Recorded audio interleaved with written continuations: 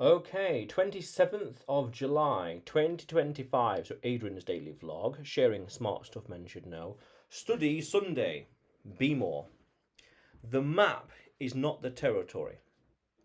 This is a very interesting concept that I came across quite recently in passing and then decided to look more into it. An interesting phrase that came about 60 or 80 or so years ago with regards to the map, meaning the way you view the world, and the territory, the world as it is, are not in sync. They're not aligned, not on the same wavelength, not on the same page, so to speak. Meaning your perception of the world, the way you think it works, versus the way it actually does work, is not in sync, not aligned correctly. Meaning you got misconceptions about the world, going about it in the incorrect way until reality sets in and you bump into a wall.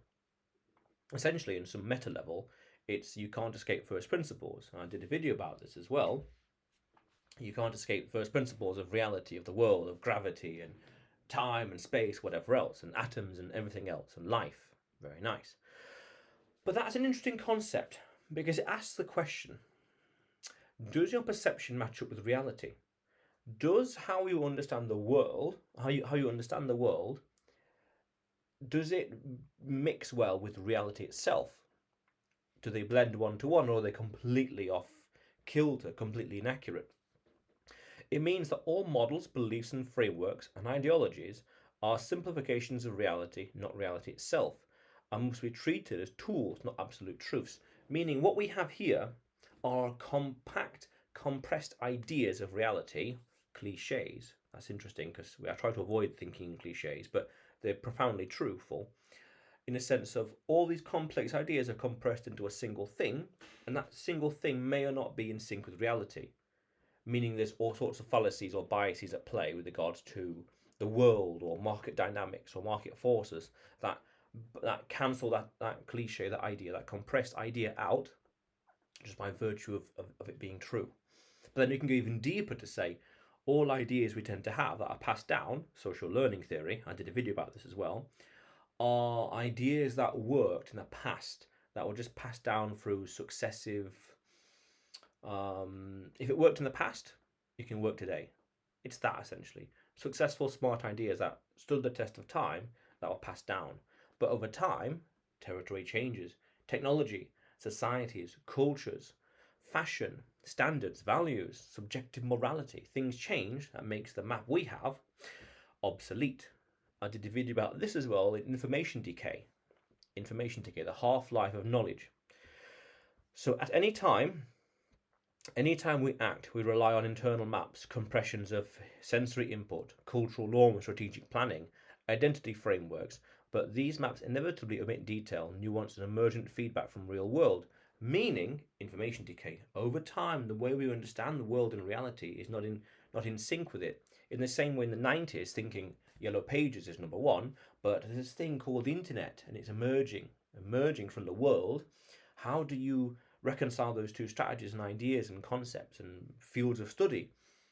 Yellow Pages, direct marketing versus the internet. Wow, there's a clash. The distinction is critical. Mistaking the map for territory causes epistemic rigidity, being stubborn we could say, prevents adaptation and leads to repeated failures under new or misread conditions. So imagine being adamant and being insistent that Yellow Pages is the future, even with the emergence of the internet and the technology opportunity behind it. In a sense of you're going to be left behind, your ideas are becoming less efficient or not as efficient as what other things that could be utilized in the world, meaning you get left behind. So they prioritize clarity and usability over fidelity. The territory changes, worlds change, the zeitgeist, the epoch changes. Therefore, the usefulness of the map decays over time. Information decay, information has a half-life.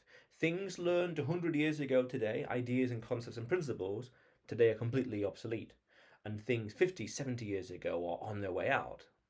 In any metric. For example, glass blowing is a good example. Blacksmithing, horse riding, it's a very good example. People don't really need to learn how to ride a horse. They have cars, buses, trains, airplanes. that skill set is redundant. It becomes a luxury in a sense of that's for horse racing and for polo, things like that. It's a luxury, but it's not. It's not exactly in sync with the territory, with the reality as it is today. Trains, cars, Uber, planes, boats, ferries, you name it. There's a mismatch. But if you built your map around horses 100 years ago, it would be completely smashed with the new reality of cars coming in. 1910 versus 1920. Cars. Whoa. The territory changes, but does your map change with it? Your understanding, your perception of reality. The distinction is critical. Yeah, rigidity, being stubborn. Human cognition tends towards map worship because maps reduce complexity and offer comfort. Copism. But progress and sovereignty come from tension between model and signal, not comfort within a stable frame. Meaning we have to recognize these distinctions and we have to accept them. We can't be rigid, we can't be stubborn, we can't be too proud, we can't be too sensitive. We have to adapt to new ideas and technologies. The internet, blockchains, Bitcoin and beyond, AI and beyond. Even, I've always said in the past, there'll be technologies 15, 30 years from now that will be common and standard that people will think in 2025, in looking back in the past, how did people today in 2025 survive without technology X, technology Y, technology Z? Just how we would say, how did people in 1995 survive without smartphones, without laptops, without internet, without AI, ChatGPT and beyond? Whoa, how is that possible? That's going to happen. And that will further change the maps, update the maps and the territory. Again, in the past becomes obsolete. Today, the world we know it today, the status quo today, will look caveman age in 30 plus years from now. Map failure is not a crisis but a growth signal.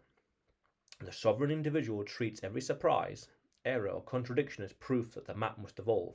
Every piece of data is a potential vector for unpacking and studying, analysing and strategizing to understand deeper and deeper, peeling back the layers of reality. Anytime there's a mismatch between the two, that's a signal to say this needs updating, this is changing.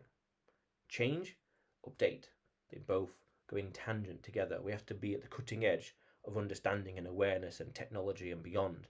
So as the map is as detailed, high definition as possible to reflect territory as best as possible. Therefore, we make fewer mistakes. Exactly. Fewer surprises, fewer errors, and fewer contradictions. Powerful. Powerful. Always updating the map to stay relevant. Very important. Taking new ideas constantly and understanding it, breaking it down, evaluating it, and looking at the territory through new lenses to understand things better. It's powerful, it's perpetual, it's endless. Every major system in life, finance, health, creativity, relationships, should be observed via explicit map tracking, version numbers, update rituals, and kill switch conditions built in. Meaning, what gets measured gets managed. If we can understand things better over here, through different lenses, in different ways of schools of thought, the better. The better we have an understanding of reality. The more we understand about culture, time, physics, chemistry, sociology, anthropology, history, the better we can predict the future, meaning we make fewer mistakes.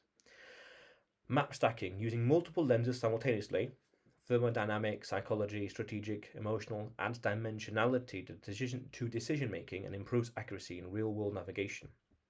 So I did a video about this a year ago now or something. Become the demon. Understand different topics and ideas from across time and space. As I mentioned just now, history, physics, anthropology, sociology, you name it.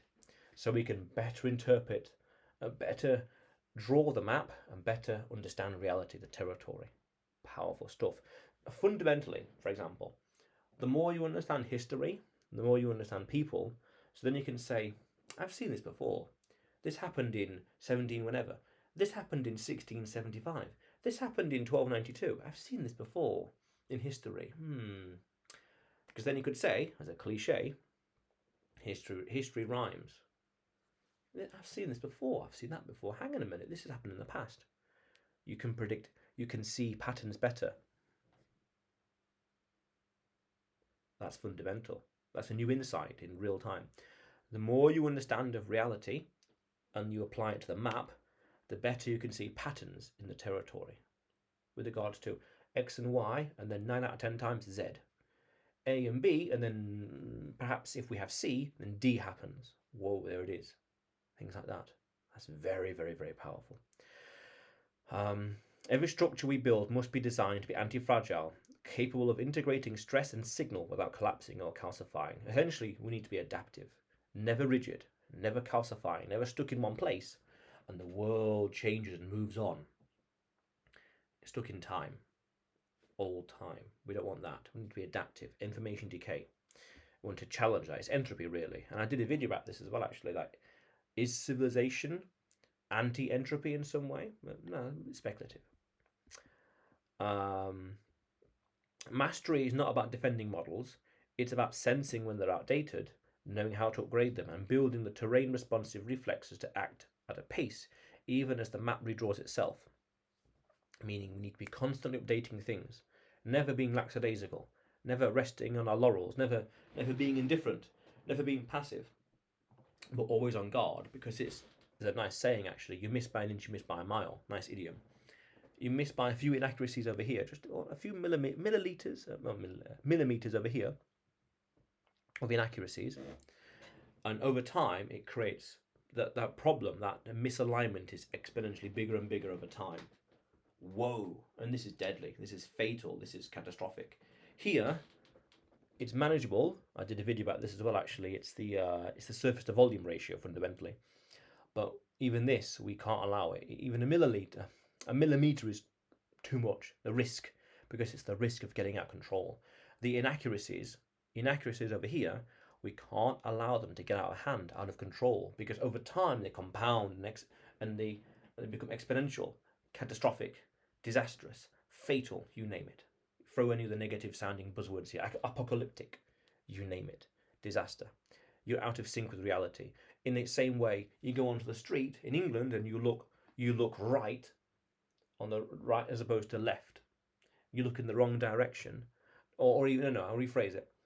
You're going into the street in England and you're thinking that cars drive on the right side of the road, not the left side of the road. So you're going to be looking in the wrong place, the wrong time, and your map is going to be at odds with the territory. Cars drive on the right side of the road. Bam. Reality smacks you in the face. Interesting. Because too many errors over here that conclude in disastrous scenarios. Mistakes decrease when you treat friction as feedback. Progress accelerates when identity becomes an engine or generative maps. Progress, learning. I do a lot of reading. I've got a few things to read today to understand more about a few interesting observations and anthropology and society and finance. And over time, I want to study more about sociology and physics and history to understand the territory even better, even more accurate. The next level of sovereignty is not about having better maps. It's about being the kind of person who updates them faster, quicker updates, more iterations, discards them sooner, and creates better ones under pressure, and different kinds of pressure as well. Social, societal, financial, emotional, you name it. Spiritual, you name it. Anything AL. Spiritual, financial. But that's interesting. Updates them faster and discarding ideas sooner. This bad idea, hit the bin straight away. We can't be complacent to allow errors to go to a millimeter. We can't allow that, because if it gets out of hand again, it grows in disaster. Powerful stuff. Very fundamental as well. Our territory, our map, the way we perceive the world has to be cutting edge and deep to understand the territory, the world as it is, the chessboard as it is. Not how we want it to be, how it ought to be, how it should be, as it is. Very profound, very deep, very important, so as not to make errors in life. Very important. But otherwise, Adrian's daily vlog, sharing smart stuff men should know. Subscribe for more, and you will see me tomorrow.